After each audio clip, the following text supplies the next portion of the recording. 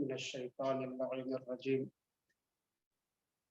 لا حول ولا قوة الا باللہ العلی العظیم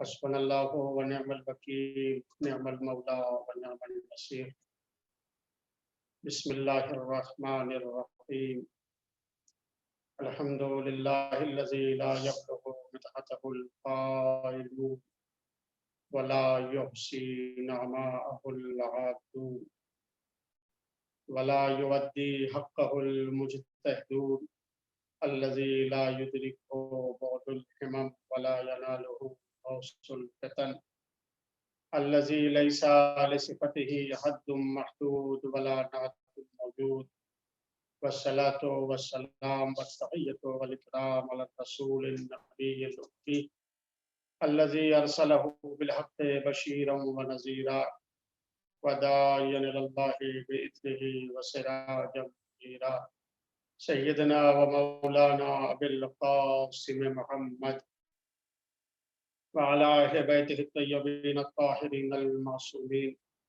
ولعنة الله على أعدائهم أجمعين من يوم عداوتهم إلى صباح يوم الدين. أما بعد فقد قال الله الحكيم في كتابه الحكيم وهو أصدق القائلين بسم الله الرحمن الرحيم قل إن كنتم تحبون الله فاتبعوني يحببكم الله ويغفر لكم ذنوبكم والله غفور رحيم. صلوات پڑھتے محمد وعلیہ اللہم صلی علی محمد. آغاز ماہ مبارک رمضان کے ساتھ جو سلسلہ بیان شروع ہوا، آج اس کے 15ویں مرحلے پر کچھ باتیں آپ کے سامنے آج کی تاریخ کی مناسبت سے گزارش کرنا چاہتا ہوں. جیسا کہ آپ کے علم میں ہے کہ ماہ رمضان کی 15 تاریخ وہ ہے جس میں ولادت باسعادت حضرت امام حسن مجتبیٰ صلوات اللہ وسلامہ علیہ. میں اسی مناسبت سے سب سے پہلے اپنے وقت کے امام حضرت امام مہدی عجل اللہ تعالیٰ فرجہ الشریف کی خدمت میں مبارکباد پیش کرتا ہوں، اور اسی طرح سے آپ تمام شیعان اہل بیت، محبین اہل بیت اطہار علیہ السلام کو امام حسن علیہ السلام کی ولادت باسعادت کے موقع پر تبریک اور تہنیت پیش کرتا ہوں. اس وقت کی تقریر کے لیے جس آیت کی تلاوت کی گئی یہ سورہ مبارکہ آل عمران کی آیت ہے، جس میں پروردگار عالم ارشاد فرما رہا ہے کہ میرے پیغمبر آپ یہ کہہ دیجئے ان لوگوں سے کہ اگر تم اللہ سے محبت کرنے کا دعویٰ کرتے ہو، اگر تم اللہ سے محبت کرتے ہو تو فاتبعونی، میرا اتباع کرو. پروردگار عالم نے واضح لفظوں میں یہ اعلان کر دیا کہ جو بھی اللہ تبارک و تعالیٰ سے محبت کا دعوے دار ہے اسے چاہیے کہ وہ پیغمبر کا اتباع کرے. اب اگر کوئی ایسا ہو کہ جو دعوی محبت کرتا ہو، کہتا ہو کہ ہم خدا کے محب ہیں، ہم خدا سے محبت کرتے ہیں، مگر اس کا طریقہ وہ طریقہ نہ ہو جو پیغمبر خدا کا طریقہ ہے، اس کی زندگی ویسی نہ ہو جیسی پیغمبر کی زندگی ہے، اس کا دین ویسا نہ ہو جو محمد مصطفیٰ صلی اللہ علیہ وآلہ وسلم نے دین پیش کیا تھا. اس کے معنی یہ ہے یہ انسان صرف دعوی محبت کر رہا ہے اور اپنے دعوے میں سچا نہیں ہے. محبت خدا کی ایک علامت ہے قل ان کنتم تحبون اللہ، اگر تم اللہ سے محبت کرتے ہو تو پیغمبر آپ کہہ دیجئے فاتبعونی، میرا اتباع کرو. دیکھو میں کیسے نماز پڑھتا تھا ویسے تم نماز پڑھو، میرا روزہ رکھنے کا طریقہ کیسا تھا ویسا تم روزہ رکھو، میں کس سے محبت کرتا تھا ان سے تم محبت کرو، میں کن سے نفرت کرتا تھا ان سے تم نفرت کرو۔ یہ ہے محبت خدا کی علامت کہ انسان پیغمبر کا اتباع کرے۔ پروردگار نے کہا کہ اگر تم پیغمبر کا اتباع کرو گے تو پھر ہم تم کو 2 اجر دیں گے۔ یحببکم، اللہ تم سے محبت کرے گا اور اللہ تمہارے گناہوں کو معاف کر دے گا کہ وہ غفور بھی ہے اور وہ رحیم بھی ہے۔ لہذا تمام محبین پروردگار جو محبت الہی کے دعوے دار ہیں انہیں سیرت پیغمبر کا مطالعہ کرنا چاہیے، اتباع پیغمبر کرنا چاہیے، پیغمبر کا جو طریقہ تھا وہی طریقہ ہمیں اپنانا چاہیے تاکہ واقعی ہم محب خدا بن سکیں۔ محبت الہی اور محبت پروردگار بہت عظیم شے ہے۔ جناب موسیٰ کے زمانے میں ایک شخص تھا جو صحرا میں دھوپ میں، شدت کی دھوپ تھی، اپنا رخ آسمان کی طرف کیے ہوئے کچھ خدا سے مانگ رہا تھا۔ جناب موسیٰ کا ادھر سے گزر ہوا، دیکھا کتنی شدت کی دھوپ ہے اور ایک آدمی خدا کی بارگاہ میں اپنے ہاتھوں کو پھیلائے ہوئے ہے اور پسینہ جو ہے وہ اس کی پیشانی سے نکل رہا ہے۔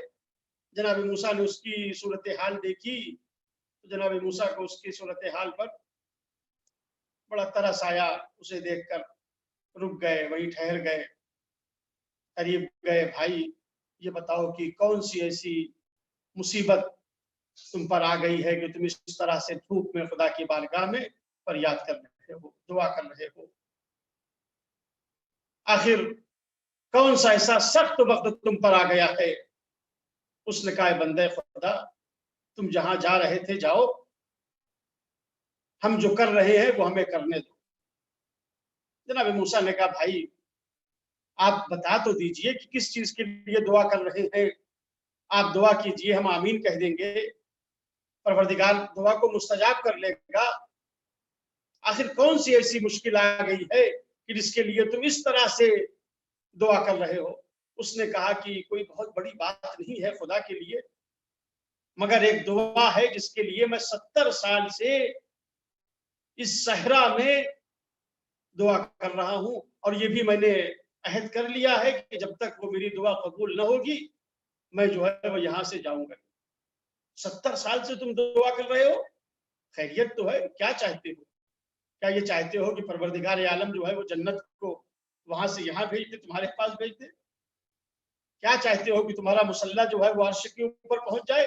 اس نے کہا نہیں نہیں، بہت بڑی دعا نہیں ہے، چھوٹی سی دعا ہے، لیکن میں جب بھی اپنے نفس کا جائزہ لیتا ہوں، اپنے دل کا جائزہ لیتا ہوں تو مجھے اندازہ ہوتا ہے کہ یہ دعا جو ہے وہ میری قبول نہیں ہوئی ہے۔ جناب موسیٰ نے کہا مجھے پہچانتے ہو میں کون ہوں؟ کہا نہیں میں آپ کو نہیں پہچانتا ہوں۔ کہا نام تو سنا ہوگا، میرا نام ہے موسیٰ۔ کہا اچھا آپ ہی موسیٰ ہیں، آپ ہی اللہ کے پیغمبر ہیں، آپ کلیم اللہ ہیں، آپ تو اللہ سے کلام کرتے ہیں؟ کہا ہاں میں ہی موسیٰ ہوں، مجھے یہ اللہ نے کلیم اللہ کا لقب دیا ہے۔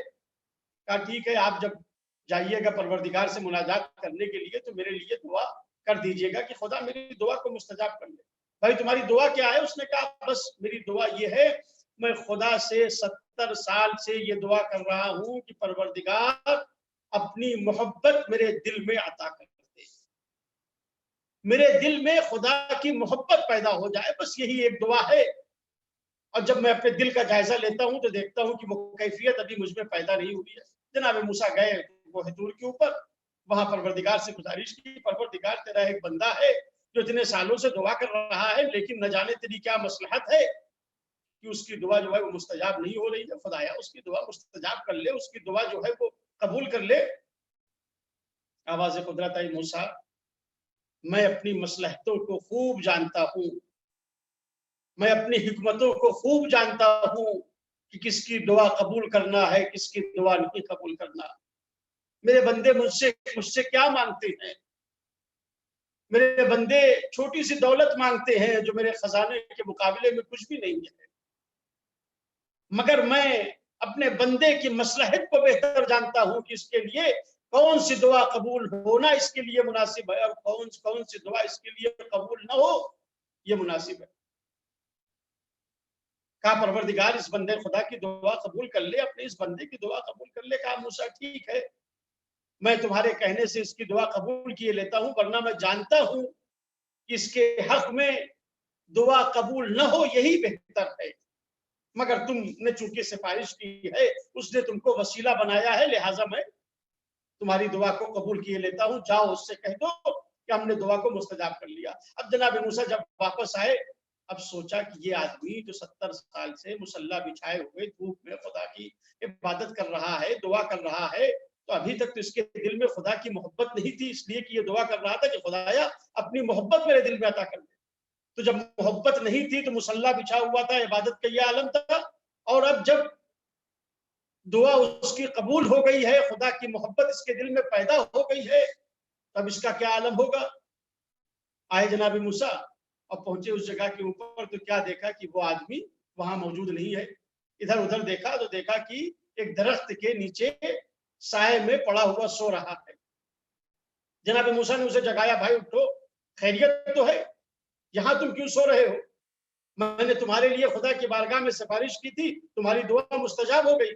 اس نے کہا بندے خدا آپ جاؤ یہاں سے، جہاں جا رہے تھے، میں آرام کر رہا ہوں، میرے آرام میں خلل نہ ڈالو۔ ارے یہ کیا ہو گیا؟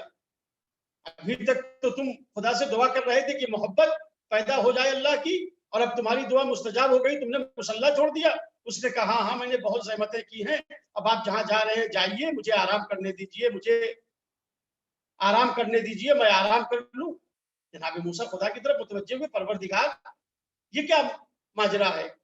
آواز سے قدرت ہے، موسیٰ میں نے تم سے کہا تھا کہ دعا اگر قبول اس کی نہیں ہو رہی ہے، اس میں مصلحت ہے، اس ظرف میں، اس انسان کے ظرف میں اتنی صلاحیت نہیں ہے کہ میں اسے اپنی محبت عطا کر دوں۔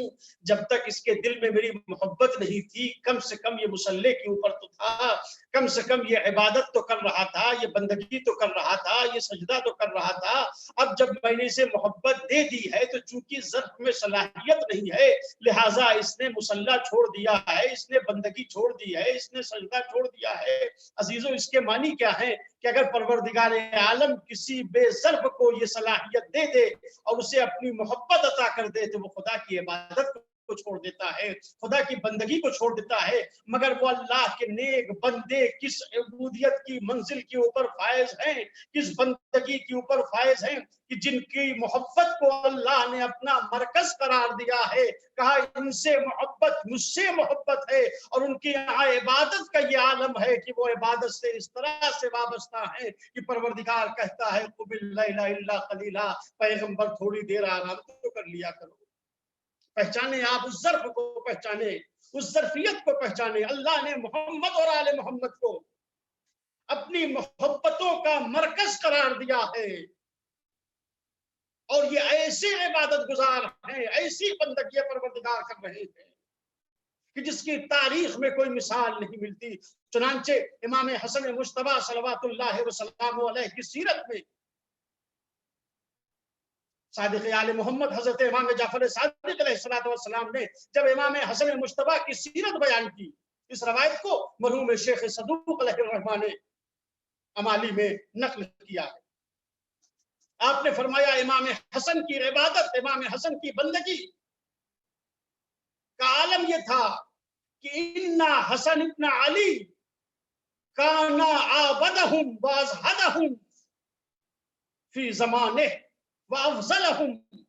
فرمایا امام حسن ابن علی کا طریقہ عبادت کیا تھا، امام حسن مجتبیٰ کی سیرت کیا تھی۔ صادق آل محمد فرماتے ہیں کہ امام حسن علیہ السلام اپنے زمانے میں سب سے بڑے عبادت گزار تھے، اپنے زمانے میں سب سے بڑے زاہد تھے، اپنے زمانے میں سب سے زیادہ افضل تھے۔ اللہ نے ان کی محبت کو اپنا مرکز قرار دیا ہے، اور عبادت اس طرح کی ہے کہ اپنے زمانے میں سب سے بڑے عبادت گزار ہیں، اپنے زمانے میں سب سے بڑے زاہد ہیں، اپنے زمانے میں سب سے زیادہ افضل ہیں۔ اس کے بعد چھٹے امام نے فرمایا کہ حسن ابن علی نے حج کیے، کتنے حج کیے، کیسے حج کیے؟ فرمایا اذا حجا، جب وہ حج کے لیے جاتے تھے تو حجن ماشیا، تو وہ پیادہ حج کے لیے جاتے تھے، پیدل حج کے لیے جاتے تھے۔ وربما حافین، اور کبھی جب حج کے لیے جاتے تھے تو ربما حافین، کبھی ننگے پیر حج کے لیے جاتے تھے۔ یعنی امام حسن علیہ السلام کا طریقہ یہ تھا کہ آپ مدینے سے مکے جب حج کے لیے جاتے تھے تو پیدل حج کے لیے جاتے تھے۔ کتنا فاصلہ ہے مدینے سے مکے کا، آپ ذرا تصور کریں، 400 کلومیٹر کا فاصلہ ہے مدینے سے مکے کا، اور امام حسن علیہ السلام جب حج کے لیے جاتے ہیں تو پیدل جاتے ہیں۔ ربما حافیہ، چھٹے امام نے فرمایا کہ کبھی آپ پا برہنا اس راستے کو طے کرتے تھے کہ نالین آپ کے پیروں میں نہیں ہوتی تھی، آپ کبھی پا برہنا اس سفر کو طے کیا کرتے تھے۔ سننے والے کو تعجب ہوا، فرزند رسول امام حسن مصطفیٰ علیہ السلام پیدل حج کے لیے جاتے تھے، آپ پا برہنا حج کے لیے جاتے تھے۔ آپ نے فرمایا بل محامل تساق بین یدی، جبکہ اماریاں، محملیں امام کے ساتھ ہوتی تھی، مگر اس کے باوجود بھی امام سواری کے اوپر سوار نہیں ہوتے تھے، محملوں میں سوار نہیں ہوتے تھے، بلکہ پیادہ جاتے تھے، پیدل جاتے تھے۔ 25 حج کیے ہیں امام حسن مصطفیٰ علیہ السلام نے، اور پیدل آپ نے اس سفر کو طے کیا ہے۔ 400 کلومیٹر کا سفر پیدل امام طے کر رہے تھے۔ ایسی عبادت ہے، عبادت کا مہینہ ہے، بندگی کا مہینہ ہے، امام حسن علیہ السلام کی تاریخ ولادت ہے، تو ذرا آپ کی بندگی کو دیکھیں، آپ کی عبادت کو دیکھیں۔ انسان کے پاس سواری نہ ہو، انسان کے پاس محملیں نہ ہو، انسان کے پاس ناقے نہ ہو، اور وہ پیدل جا رہا ہے تو بات سمجھ میں آتی ہے، لیکن نہیں عزیزو، امام حسن مصطفیٰ علیہ السلام پیدل حج کے لیے جا رہے ہیں، سواری موجود ہے، خدا کی بارگاہ میں جا رہے ہیں۔ اور جب کسی نے اصرار کیا فرزند رسول آپ کی وجہ سے ہمیں بھی پیدل چلنا پڑ رہا ہے آپ کے احترام میں کہ جب آپ پیدل جا رہے ہیں تو ہم کیسے سواری پر جائیں؟ امام فرماتے تھے نہیں، میں تو سواری کے اوپر نہیں سوار ہو سکتا، مجھے پیدل ہی اس سفر کو طے کرنا ہے۔ اب اگر تمہارا اصرار ہے تو ٹھیک ہے، میں راستہ بدل دیتا ہوں، تم اس اصلی راستے سے جاؤ مکے، میں فرعی راستے سے مکے جاؤں گا، لیکن یہ سفر میں پیدل ہی طے کروں گا۔ حج کا سفر کتنا عظیم سفر ہے، ہمارے اور آپ کے دوسرے امام حسن مصطفیٰ صلوات اللہ وسلامہ علیہ اس سفر کو طے کرنا ہے۔ حج عزیزو ایک عظیم فریضہ ہے، امام کی ولادت ہے، امام نے حج کو اتنی اہمیت دی ہے، تو کم سے کم ہم جو ان کے چاہنے والے ہیں، ان کے شیعہ ہیں، ان کے محب ہیں، تو کم سے کم واجبات کی تو پابندی کریں۔ حج ایک عظیم فریضہ ہے، جو صاحبان استطاعت ہیں، جن کے اوپر حج واجب ہے، ان کے لیے بہت اہم یہ واجب ہے۔ عزیزو، واجبات کے اوپر دیکھیں، جو چیز واجب ہے کم سے کم اس کے اوپر عمل کرے۔ یہ ائمہ معصومین علیہ السلام کا طریقہ ہے، جو چاہنے والوں کو بتا رہے ہیں، وہ مستحبات کے اوپر بھی عمل کرتے ہیں، لیکن چاہنے والے کم سے کم واجبات کے اوپر تو عمل کرے۔ وہ پیدل حج کے لیے جاتے ہیں، مگر کم سے کم اگر ہمارے اوپر حج واجب ہوتا ہے تو ہم اپنے اس واجب کو تو عمل کریں، اس واجب پر تو عمل کریں۔ پیدل جا رہے ہیں امام حسن مصطفیٰ علیہ السلام، آپ کے پیروں میں ورم آ گیا ہے، آپ کے پیر میں ورم آ گیا ہے۔ ایک شخص آیا، اس نے کہا مولا آپ اس سواری پر سوار ہو جائیے، آپ آئیے اس سواری پر سوار ہو جائیے۔ آپ نے فرمایا نہیں۔ اس نے اصرار کیا، آپ نے فرمایا کہ دیکھو اگر تمہارا اصرار ہے اور تم اتنا اصرار کر رہے ہو تو جاؤ، فلاں مقام پر ایک آدمی ہے، اس کے پاس ایک روغن ہے، ایک تیل ہے، اس سے وہ خرید کے لے آؤ جو پیر میں मला जाता है जिससे पैर का दर्द खत्म हो जाएगा, जिससे पैर का ग़रक़ खत्म हो जाएगा। जाओ तुम उस शख्स से तेल खरीद के ले आओ और देखो जो पैसा वो कहे उसको वो अता कर देना, उससे तुम कम न कराना, बल्कि जो कीमत वो कहे तेल की वो तुम अदा कर देना। उसने कहा ठीक है। वो गया उस शख्स के पास जो उस बियाबान में तेल फरोख्त करता था। जाने के बाद उसने उस शख्स से कहा भाई आपके पास ऐसा तेल है जो पैर के वरम को ठीक कर दे, पैर की दर्द को ठीक कर दे? उसने कहा हाँ हाँ मेरे पास तेल है। कहा कितनी कीमत है? उसने कहा कि आपको क्या जरूरत पड़ गई है? उसने कहा मुझे जरूरत नहीं है, बल्कि इमाम हसन मुश्तबा अलैहिस्सलातु वस्सलाम को जरूरत है, मैं उनके लिए ये तेल खरीदना चाहता हूँ। उसने कहा इमाम हसन मुश्तबा अलैहिस्सलातु वस्सलाम वो इस बियाबान में कहाँ हैं?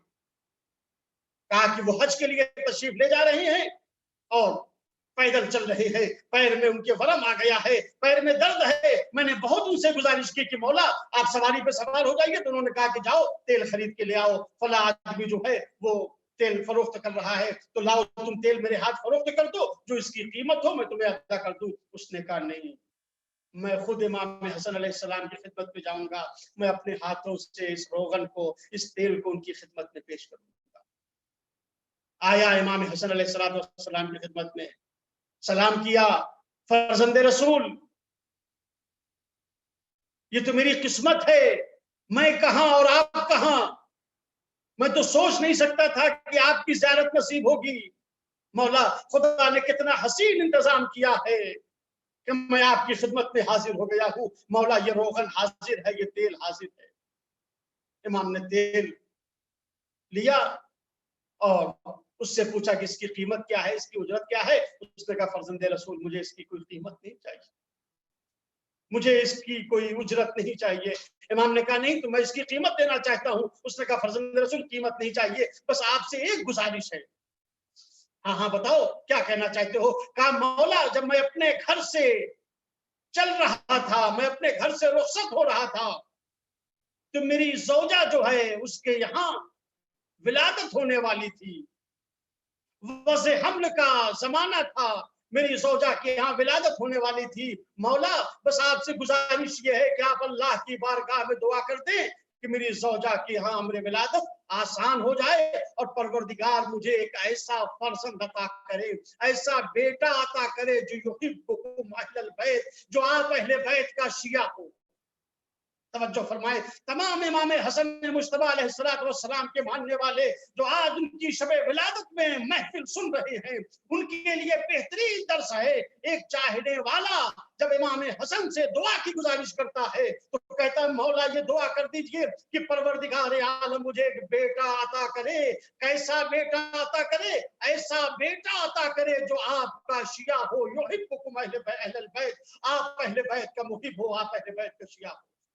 बस यही मौला आपसे गुजारिश है। इमाम हसन मुश्तबा अलैहिस्सलातु वस्सलाम ने उसके लिए खुदा की बारगाह में दुआ की। उसके बाद आपने फरमाया कि तुम जाओ इन तलिक इला मंजिलिक, तुम अपने घर जाओ, जब जाओगे तो तुम्हें यह खुशखबरी मिलेगी कि तुम्हारी ज़ौजा की यहाँ विलादत हुई है और वो पैदा होने वाला बेटा है जो हम अहले बैत का शिया होगा, जो हम अहले बैत का मुहिब होगा। अजीजों तवज्जो फरमाएं, आज की तारीख में आपको क्या खुदा से दुआ करना है? आज की तारीख में आप इमाम हसन मुश्तबा अलैहिस्सलातु वस्सलाम की जब महफिल मुनक्किद कर रहे हैं, उनका जश्न मना रहे हैं, तो आपको क्या दुआ करना है? इमाम से किस चीज का तवस्सुल करें आप?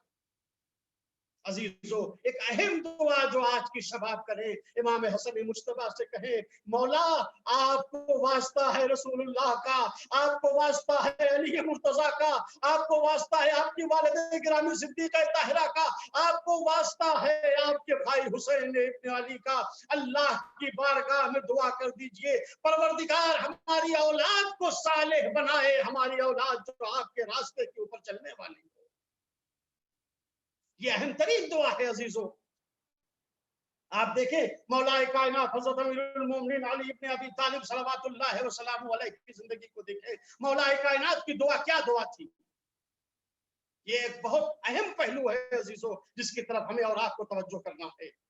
مولا کائنات کی دعا کے بارے میں روایت میں ذکر ہے، کانا اکثر دعائے علی علیہ السلام، امام علی علیہ السلام کی اکثر و بیشتر دعا یہ تھی، ربنا حب لنا من ازواجنا، ربنا حب لنا من ازواجنا، پروردگار ہماری اولاد کو اور ہماری ازواج کو ہماری آنکھوں کی ٹھنڈک قرار دے، ربنا حب لنا من ازواجنا وذرياتنا قرة اعین واجعلنا للمتقین اماما۔ یہ سورہ مبارکہ فرقان کی آیت ہے۔ عزیزو، سورہ مبارکہ فرقان میں آپ اس آیت کو پڑھیں اور اسے نوٹ کر لیں، اور ماہ مبارک رمضان میں خاص کر کے شبائے قدر میں اس دعا کو خدا کی بارگاہ میں پڑھیں جو امیر المومنین دعا کرتے تھے، کہتے تھے پروردگار ہماری اولاد کو، ہماری ازواج کو ہماری آنکھوں کی ٹھنڈک بنا دے۔ امام سے پوچھا گیا، مولا آپ کثرت کے ساتھ یہ دعا کرتے ہیں کہ ہماری اولاد کو، ہماری ازواج کو ہماری آنکھوں کی ٹھنڈک بنا دے۔ آپ نے فرمایا، واللہ، اللہ کی قسم، میری مراد اور میرا مقصد یہ ہے کہ آنکھوں کی ٹھنڈک بنا دے، یعنی ہماری اولاد کو پروردگار ایسا بنا دے جو تیرے مطیع ہوں، تیرے فرما بردار ہوں، تیرے دین کے اوپر چلنے والے ہوں۔ یعنی ایک باپ کو یہ فکر ہونی چاہیے کہ اس کی اولاد جو ہے وہ اس کی آنکھوں کی ٹھنڈک رہے۔ مولا فرماتے ہیں آنکھوں کی ٹھنڈک ہونے کے سے میری مراد یہ نہیں ہے کہ میرے بیٹے جو ہیں وہ طویل قد و قامت کے مالک ہو، خوبصورت ہو، ٹھیک ہے، یہ تو خدا سے اس کی بھی دعا ہے، خوبصورت بھی ہو، خوبصورت بھی ہو، شکل کے اعتبار سے بھی اچھے ہو، لیکن مولا فرماتے ہیں اللہ کی قسم جب میں دعا کرتا ہوں کہ آنکھوں کی ٹھنڈک بنا دے تو میرا مقصد یہ نہیں ہوتا ہے کہ ان کا قد جو ہے وہ بلند ہو، ان کی شکل جو ہے وہ کیسی ہو، بلکہ میرا مقصد یہ ہوتا ہے پروردگار جب میں اپنی اولاد کو دیکھوں تو خائفین للہ، تو تجھ سے خوف رکھنے والے ہو اور تیری اطاعت کرنے والے ہو۔ جب میں اپنی اولاد کو تیرے جاتے کے اوپر دیکھوں گا، تیرے راستے کے اوپر دیکھوں گا کہ وہ تیرا خوف اپنے دل میں رکھنے والے ہیں، تیری اطاعت کرنے والے ہیں، تو یہ منظر دیکھ کر امام فرماتے ہیں میرا دل ٹھنڈا ہوگا۔ بس انہی الفاظ کے ساتھ ہم دعا کرتے ہیں، پروردگار تجھے واسطہ ہے محمد اور آل محمد کا، ہماری ازواج، ہماری اولاد کو ہماری آنکھوں کی ٹھنڈک قرار دے۔ پروردگار تجھے واسطہ ہے محمد اور آل محمد کا، شب ولادت امام حسن مجتبی علیہ السلام ہے، کتنے لوگ ہیں جو بے اولاد ہیں، اے پروردگار تجھے واسطہ ہے امام حسن علیہ السلام کا، جو بے اولاد ہے انہیں صاحب اولاد بنا، جو صاحب اولاد ہے انہیں اولاد کی تربیت کرنے کی توفیق عطا فرما۔ یا اللہ تجھے واسطہ ہے محمد اور آل محمد کا، پرچم اسلام کو سر بلند فرما، پرچم کفر و شرک کو سر نگوں فرما، امام زمانہ کے ظہور میں تعجیل فرما اور ہم سب کو ان کے آوان و انصار میں شمار فرما۔ ربنا تقبل منا انک انت السمیع العلیم، اعوذ باللہ من الشیطان الرجیم، بسم اللہ الرحمن الرحیم، ان اللہ وملائکتہ یصلون علی النبی یا ایھا الذین آمنوا صلوا علیہ وسلموا تسلیما، اللہم صل علی محمد وآل